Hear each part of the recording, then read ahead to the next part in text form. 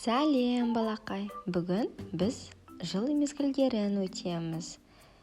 4 жыл мезгілі бар, сіздер оны білесіз. Қыста қар жауады.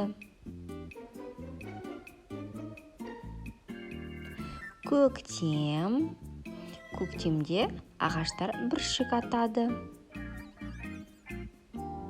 Жазды барлық балалар жақсы көреді. Балалар теңізге шомылады. Жаздан кейін күз мезгілі болады. Күзде жеміс-жидектер піседі. Балалар, тағы да бір қайталап жіберейік. Қыс,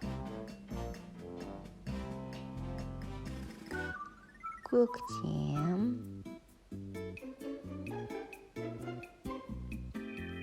жаз,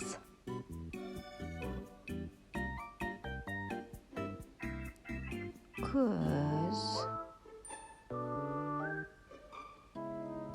Сонымен балалар, 4 жыл мезгіліне өттік бүгін. Біздің Домик ТВ-ге және Дариға және Ансар каналдарын подписка жасаңыз. Лайк басуды ұмытпаймыз. Төменде подпискаға кіреміз. Сау бол балақай.